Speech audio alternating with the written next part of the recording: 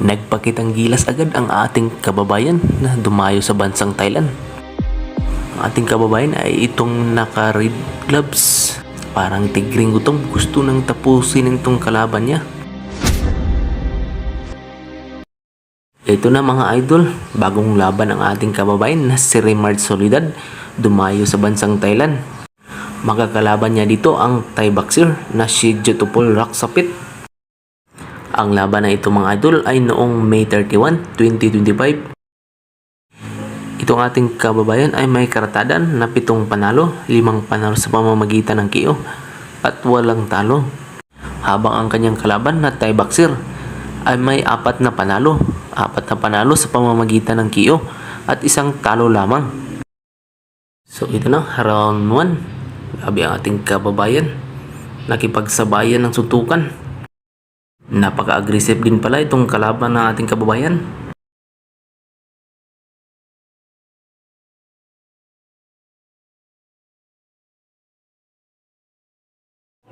Yun, tapos agad round 1 lang, sapol agad sa left hook ang mga idol.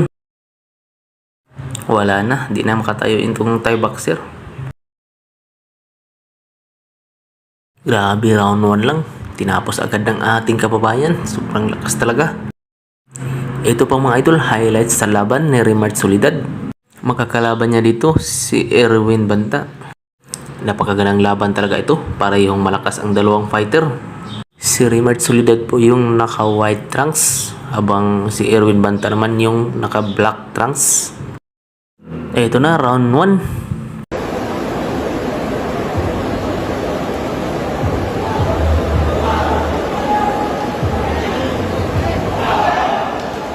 Agresibo din talaga itong kalaban niya.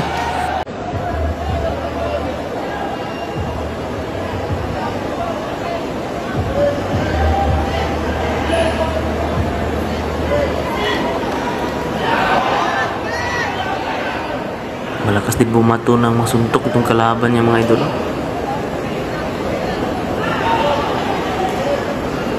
Yun, natamaan si Remart Solidad. Napakatibay itong panga ni Remart Solidad. Di mo bagsak kahit natamaan ng solid punch.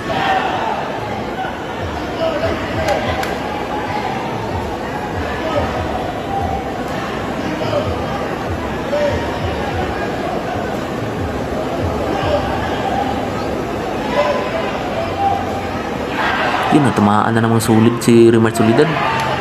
Pero napakatibay talaga itong panga.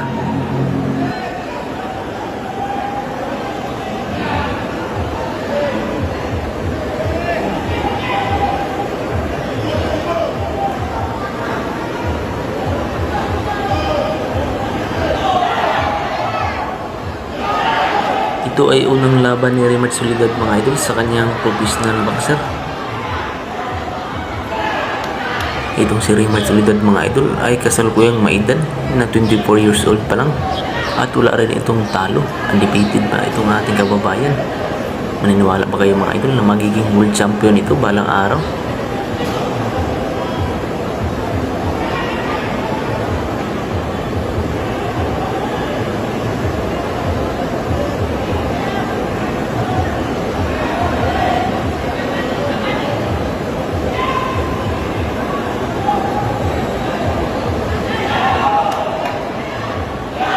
Kagandahan ng Remart Solidad mga idol ay kayang tumanggap ng malalakas na suntok. Matibay din yung kanyang panga.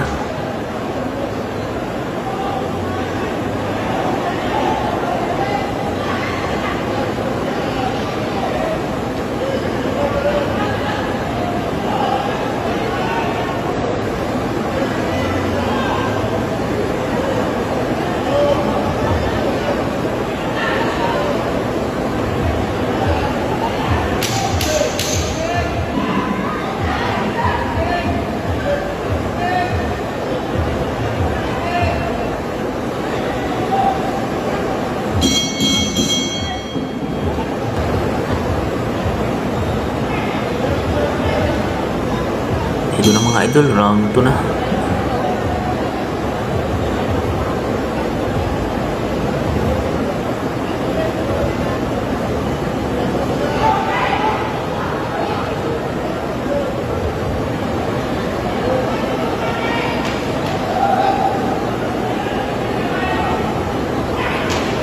Yun, parang solid pants dun ah. Pero at balance lang.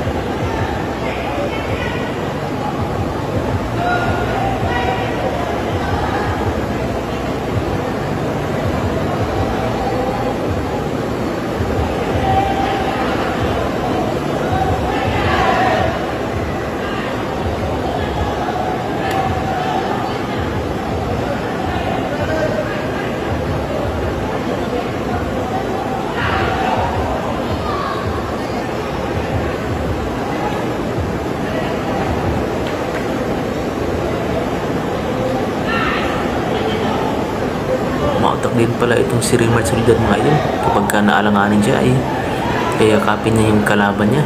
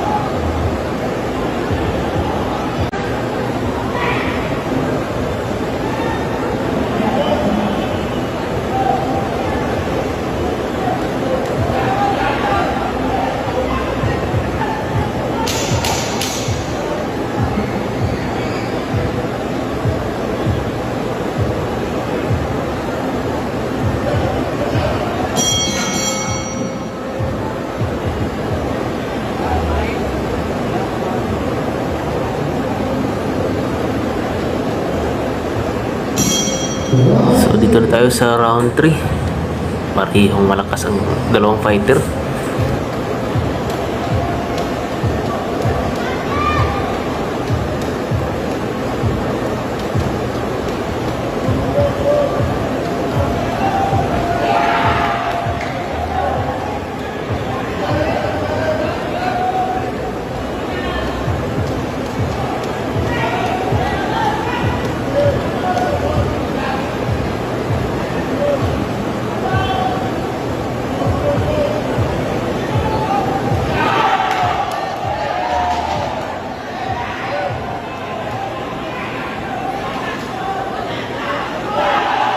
Grabe ito yung kalaban mga idol, napaka-aggressive, matake.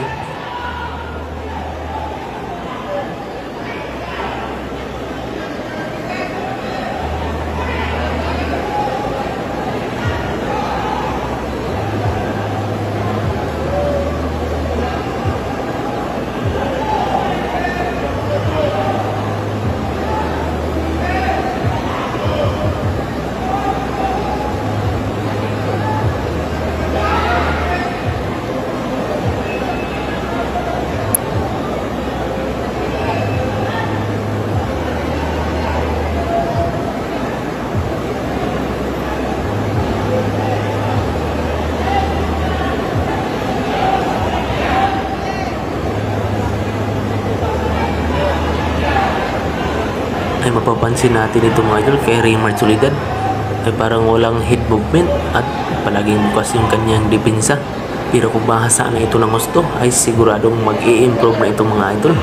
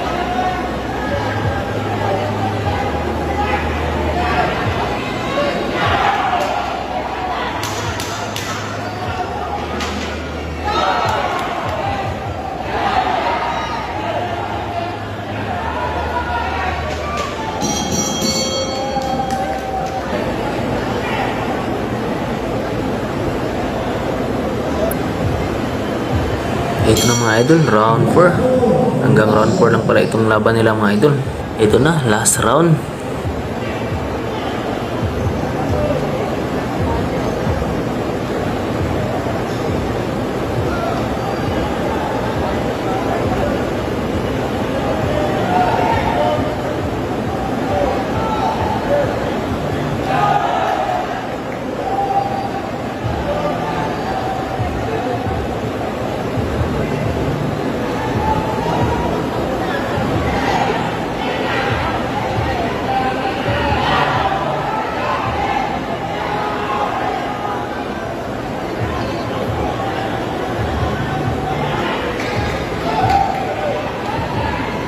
Ayun, natamaan ng solid itong si Erwin Manta.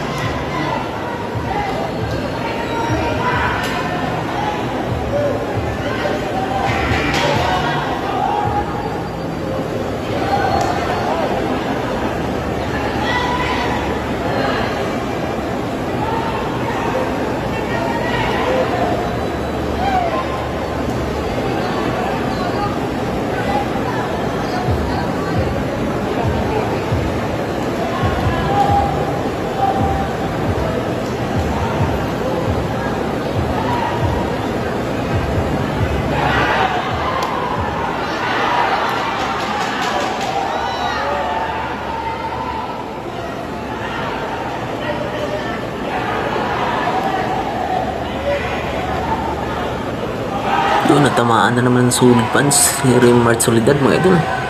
Kulang talaga ang kanyang depensa, bukas palagi.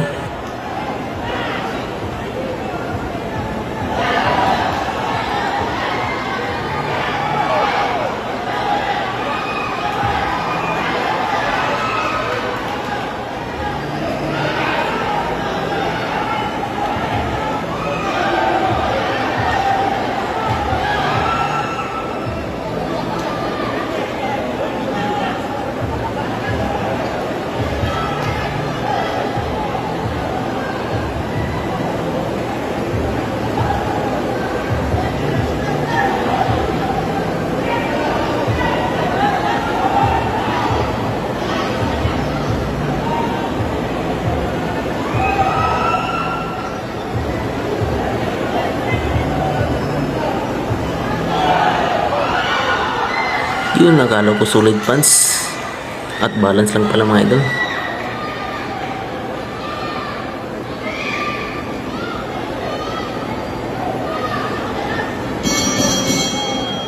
Ano ang masasabi niyo mga idol? Ano bang kailangan i-improve ni Remart Solidad?